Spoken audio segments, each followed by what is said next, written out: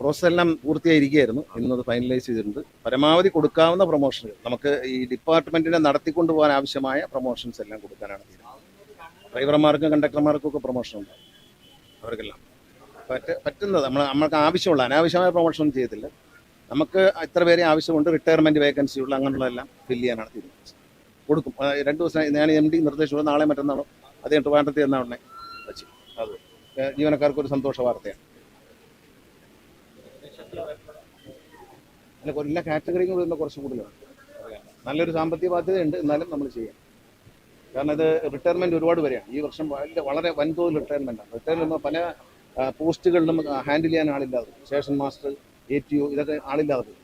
അപ്പോൾ അതുകൊണ്ട് അതായത് ഈ പ്രൊമോഷൻ കൊടുക്കുമ്പോൾ ശ്രദ്ധിക്കേണ്ട ഒരു കാര്യം എന്ന് വെച്ചാൽ, ഈ 1 മാസം കഴിഞ്ഞ് റിട്ടയർ ആകാൻ പോകുന്ന ഒരാളിന് പ്രൊമോഷൻ കൊടുത്താൽ അയാൾ ഒരു ജോലിയും ചെയ്യും.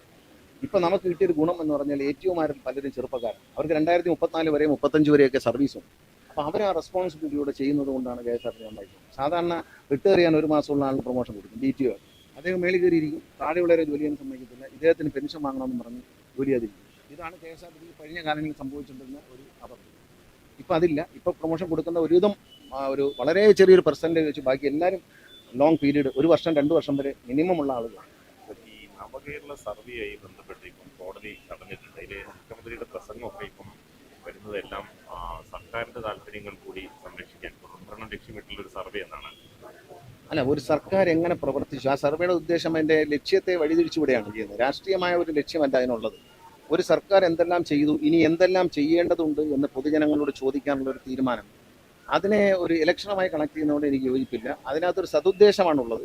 കാരണം ന്യൂ ജനറേഷൻ കുട്ടികളൊന്നും ഇതിൽ പങ്കാളികളാവുന്നു, ഈ ഭരണത്തിലോ രാഷ്ട്രീയത്തിലോ വോട്ട് ചെയ്യാനോ തയ്യാറാവുന്നു.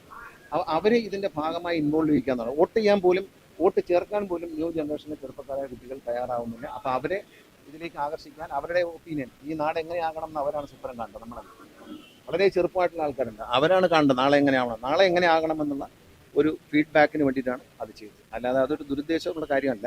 ഇതിപ്പം എല്ലാ രാഷ്ട്രീയ പാർട്ടികളും ഇപ്പോൾ പിന്നെ ഇവിടെ ബീഹാറിൽ എന്താണ് ചെയ്തത്, ഇലക്ഷൻ തലേ ദിവസം എല്ലാ സ്ത്രീകളുടെയും അക്കൗണ്ടിലേക്ക് 10,000 രൂപ. അതുപോലെയല്ലല്ലോ ഇത്.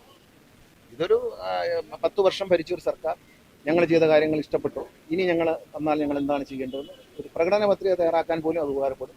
അല്ലാതെ രാഷ്ട്രീയമായി മാത്രം അതിനെ കാണുന്നു ചെയ്യും. UDFന്റെ വീഴ്ചകൾ കൂടി ആ സർവേയിൽ ചൂണ്ടിക്കാണിക്കുക പറഞ്ഞാൽ പൊളിറ്റിക്കലായി പോയില്ല.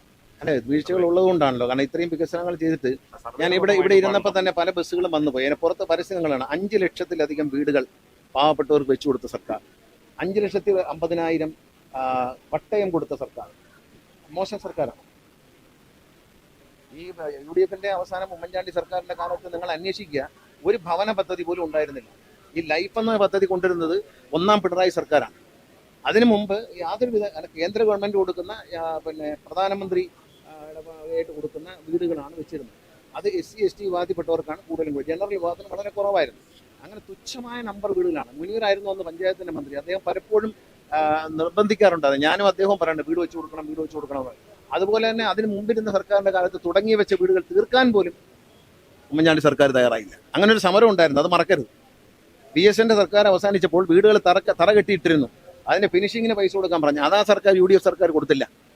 മാത്രമല്ല അതിനെ തുടർന്ന്, അത് കൊടുത്തില്ലെന്ന് മാത്രമല്ല, അതിനെ തുടർന്ന് ഒരു ഭവന പദ്ധതി 5 വർഷവും ഉണ്ടായിരുന്നില്ല. തർക്കിക്കാമോ VD സതീശന്? അല്ലെങ്കിൽ ആർക്കെങ്കിലും തർക്കിക്കാമോ? ഞാൻ പറയുന്നു, ഇല്ലായിരുന്നു. ഞാൻ ആ മന്ത്രിസഭയിൽ ഉണ്ടായിരുന്ന ആളല്ലേ. അന്ന് ഞങ്ങൾ നിർബന്ധമായി, ഞാനും മുനീറും നിർബന്ധമായി പറയുമായിരുന്നു, വീട് ഭവന പദ്ധതി വേണം. ആരും ചോദിക്കൊണ്ടില്ല. 5 വർഷം പിന്നിട്ടു. ഞാൻ ഇടയ്ക്ക് വെച്ച് പോയി.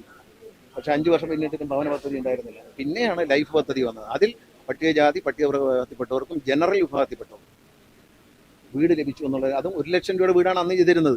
ഇത് 4 ലക്ഷം രൂപയുടെ വീടാണ്. ആ വ്യത്യാസമുണ്ട്. 4 ലക്ഷം രൂപയുടെ വീടാണ് ഈ 5 ലക്ഷം വെച്ചു എന്ന് പറയുന്നത്. 5 ലക്ഷം വീടുകളിൽ കൊടുത്തു എന്ന് പറയുന്നത് 4 ലക്ഷം രൂപയ്ക്കുള്ള വീടാണ്. അല്ല, 1 ലക്ഷം രൂപ അന്ന് കൊടുക്കാനുണ്ടായിരുന്ന 1 ലക്ഷം രൂപയാണ്. ആ 1 ലക്ഷം രൂപ തികച്ചു കൊടുക്കാത്തതുകൊണ്ടാണ് അടിത്തറ കെട്ടിയിട്ടിരുന്നത്. അവർ പലരും വളരെ സ്വന്തം നിലയ്ക്ക് അവസാനം എങ്ങനെയൊക്കെയോ അവർ കഷ്ടപ്പെട്ട് തീർത്തു. അവർ സമരരംഗത്തുണ്ടായിരുന്നു. ഉമ്മൻചാണ്ടി സർക്കാർ ആദ്യ അധികാരത്തിൽ അവർ സമരരംഗത്തുണ്ടായിരുന്നു. ആ സമരത്തിൽ അവർ നടത്തിയ സമരത്തിൽ UDFന്റെ പല നേതാക്കളും പങ്കെടുത്തിട്ടുണ്ട്. ഞാനും പങ്കെടുത്തിട്ടുണ്ട്, ഏത് മന്ത്രിയായി വരുന്നതിന് മുമ്പ്. പക്ഷെ അതുകൊണ്ട് അവരെ കാര്യം പറഞ്ഞിട്ട് ആരും ജപിക്കൊണ്ടില്ല. അവരിപ്പോൾ ഓർമ്മയിലുണ്ടല്ലോ, അവർ ഈ രാജ്യത്ത് ഇപ്പോഴും ജീവിച്ചിരിക്കൊണ്ടില്ല. അത്രേ പറഞ്ഞുള്ളൂ. ഇത് കുഴപ്പമുള്ളത് ചൂണ്ടിക്കാണിക്കുമ്പോൾ ഞങ്ങൾ മിടുക്കന്മാരായിരുന്നു പറഞ്ഞുള്ളൂ. അല്ല, അതിന് നടപടി സ്വീകരിച്ചു, ആദ്യഘട്ട നടപടി സ്വീകരിച്ചു. ഇനി അന്വേഷണം നടത്തിയതിനു ശേഷം യഥാർത്ഥ കുറ്റക്കാർക്കനുസരിച്ച് നമ്മൾ നടപടിയെടുക്കും. അങ്ങനെ ഇറക്കി വിടാൻ പാടില്ല.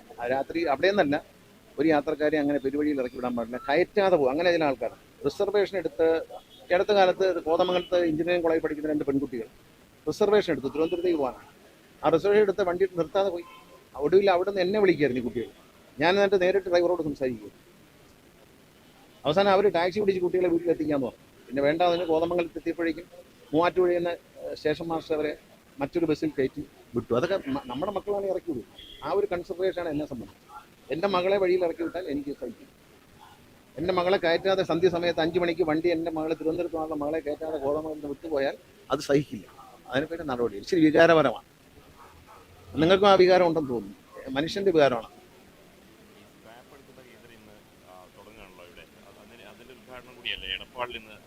അതെ, ഇന്ന് തുടങ്ങുകയാണ്. KSRTC ആണ് അത്.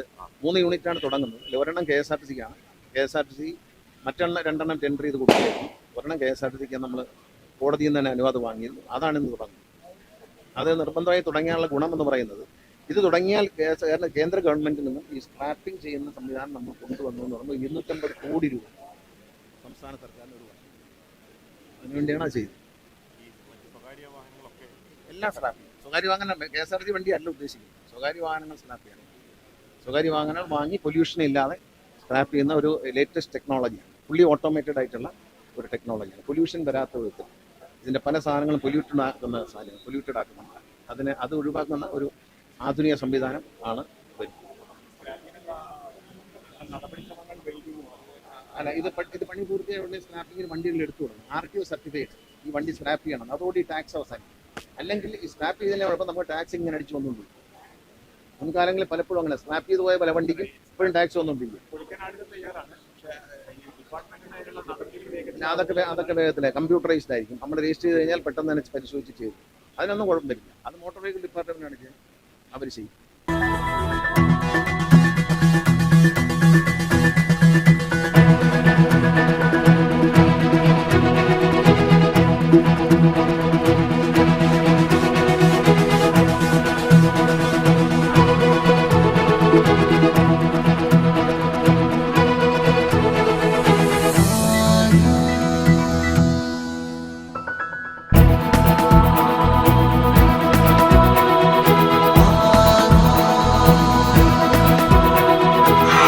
ഹൃദയം പറയും ആധാർ ഗോൾഡ്, കൊണ്ടോട്ടി, പേരാമ്പ്ര, മഞ്ചേരി, ചെമ്മാട്.